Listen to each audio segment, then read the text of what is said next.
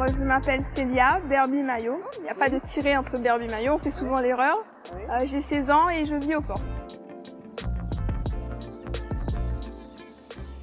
Alors moi, je fais du dessin. Depuis que je suis toute petite, je dessine, j'ai toujours aimé ça. Et depuis que je fais de la peinture, je m'en sors assez bien, on va dire. Et je trouve que c'est une passion, on va dire, c'est ma plus grande passion de dessiner, de peindre. Et aussi, j'aime beaucoup le cinéma. C'est quelque chose qui me passionne depuis toute petite, parce que maman m'a toujours emmenée au cinéma depuis que je suis toute petite. Et je trouve ça beau comment les scénaristes et tout ça, ils arrivent à retransmettre la vie de tous les jours dans des films. Et c'est pour ça que je suis passionnée par le dessin et le cinéma. J'ai jamais réellement été passionnée par le fait de parler. Enfin, j'ai toujours parlé depuis que je suis toute petite. J'ai jamais eu peur de parler à l'école ou quoi que ce soit. Mais j'étais assez timide avant, dans le sens où je trouvais ça frustrant que les autres ils arrivaient à se faire des amis tout de suite, alors que moi j'avais un peu peur d'aller vers les autres parce que je sais pas comment parler. Et du coup, parler aux enfants de mon âge, c'était un peu plus difficile, alors que m'exprimer à l'école, je trouvais ça un peu plus facile. Et des fois, je disais des trucs qui n'étaient pas censés et les profs, ils me regardaient en mode « D'accord, Célia ». Mais après, on me reprenait et toujours, je corrige mes erreurs. Mais j'ai toujours aimé débattre d'opinions et de parler de ce que je pensais au lycée ou même au collège ou à l'école primaire. Et l'écriture, on va pas dire que c'est une passion aussi, parce que je sais pas, j'ai jamais vraiment fait écrit de discours argumentatifs comme j'ai pu le faire pour le concours d'éloquence. Mais j'aime bien écrire des poèmes, surtout quand je suis triste ou quand je suis pas bien, parce que je trouve que c'est cool d'avoir un défouloir, on va dire, quand on se sent pas bien. Et des fois, c'est la peinture ou le dessin, ou des fois, j'écris. Et du coup, on va dire que les deux, c'est pas une passion, mais c'est quelque chose qui me déplaît pas, on va dire. Voilà.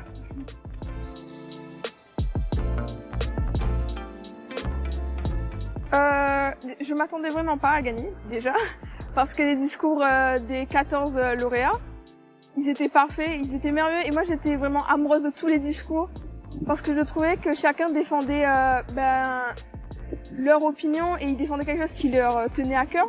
Et je trouve que c'est un concours, et du coup c'est sûr qu'il y aura un gagnant à la fin, mais je trouve qu'on a tous réussi à faire passer un message. Et le plus important pour moi, en fait, quand je me suis lancée dans ce concours, c'était de pouvoir faire passer un message. Et de gagner, ça a été d'autant plus une victoire, parce que je me suis dit que mon message il s'est fait entendre et il s'est fait comprendre. Et du coup, c'était surtout ça qui était ma fierté, on va dire, de faire passer mon message.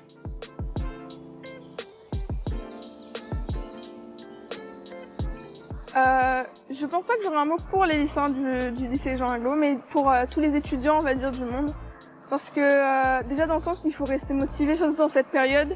Et je comprends que c'est difficile pour tout le monde avec l'anxiété du bac qui arrive. Surtout pour les premières, on a le bac de français.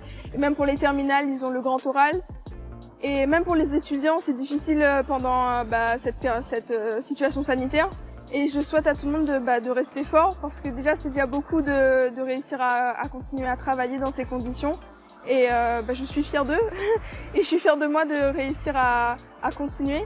Et j'espère que tout le monde gagnera ce qu'il veut à la fin. Et même si on n'aura pas la note qu'on veut, il faut pas se dire qu'une note se définit une personne et qu'il faut rester fort. Voilà, j'espère que tout le monde va réussir ce qu'ils veulent et leurs concours et leurs examens, parce que c'est le plus important.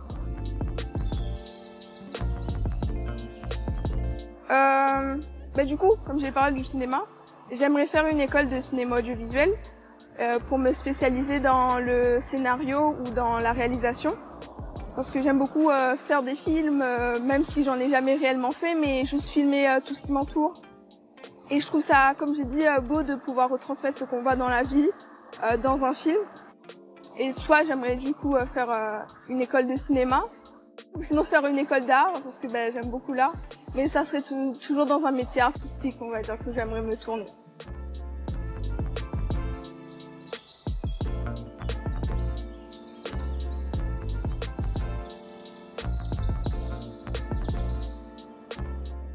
Par rapport à la sélection déjà, donc c'était un honneur donc de pouvoir de l'avoir arrivé à ce niveau-là. Et ensuite, la réussite, surtout qu'elle avait un peu de stress à un certain moment, mais les coachs ont bien su l'emmener à utiliser ce stress-là pour la réussite. Et ça a été énorme. Et la fierté, bien sûr, la voir, et quand on a cité son nom, c'était extraordinaire. Donc moi j'ai fait waouh et je suis tombé sur le cul dans le fauteuil. Mais bon, c'était vraiment un moment extraordinaire et fierté et tout quoi. Ben moi c'était une joie immense et le stress est retombé, mais déjà comme dit son papa, c'est une fierté. Et puis déjà être sur le podium pour moi c'était gagner déjà. Hein. Et puis elle était belle hein, sur son podium, hein, avec sa petite robe blanche là, magnifique. Hein. Et puis une joie de savoir qu'elle a eu la première place. Ah, voilà, je suis contente.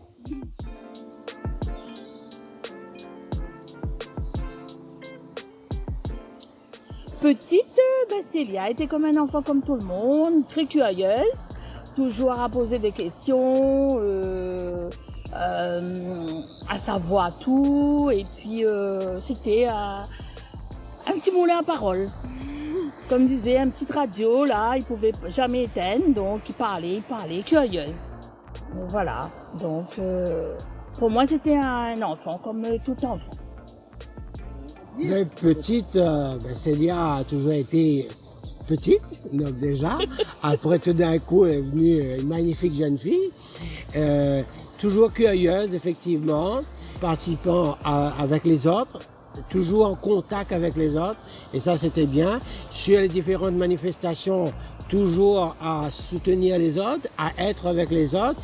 Et ça, c'est formidable. Donc, de la sentir en symbiose avec les gens, donc et qu'ils soient enfants ou adultes. Hein, donc ça c'était formidable là-dessus.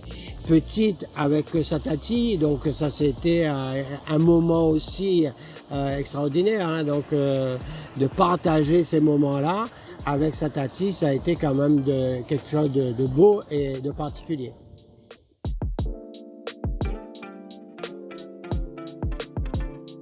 Enfin, disons que c'est pas l'éloquence qui a déclenché la chose, hein. Donc ça, c'est un plus dans sa participation. Le fait qu'elle veut réussir, elle progresse, elle touche à tout. Donc ça, c'est important donc pour ses connaissances. Et donc pouvoir suivre son parcours, donc c'est quelque chose donc de bien. Et l'avenir, c'est elle qui fait son choix, hein, donc là-dessus.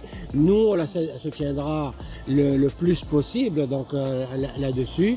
Mais en tout cas, ces perspectives, c'est déjà dans sa tête, c'est déjà programmé, et je crois que il faut nous préparer à la séparation, donc bientôt, dans 2 ans, elle sera de l'autre côté de la mer, comme dirait l'autre, hein, et ça, il faudra s'y plier et se préparer à ça.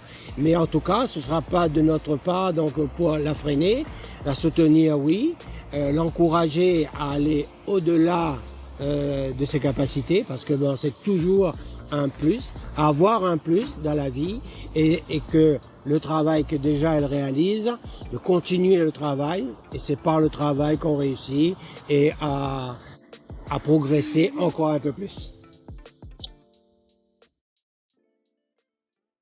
Abraham Lincoln a dit « Commitment is what transforms a promise into reality ». Pour les personnes fâchées avec l'anglais, l'engagement, cette volonté qui brûle en vous, est l'unique façon de transformer un fantasme en quelque chose de plus concret. À la manière de Tarana Burke, une activiste féministe qui a lancé le mouvement MeToo, permettant ainsi à quiconque le voulant de parler de leur traumatisme et d'abus sexuels qu'on leur a fait subir. De la même manière que la population s'est dressée face à un gouvernement raciste, injuste et discriminant, qui laisse les minorités mourir sous les coups de leur police. Lorsque ces personnes ont défilé dans les rues, soutenant les mouvements Black Lives Matter, Black Women Lives Matter, Black Trans Lives Matter. Ces personnes-là, elles défilent toujours grâce au courage de personnes comme Harriet Tubman, Malcolm X, Rosa Parks, Assa Traoré. Grâce au courage de celles et ceux qui n'ont pas eu peur de laisser leur fatigue et leur rage et leur volonté et leurs engagements passer avant pour le bien de tous.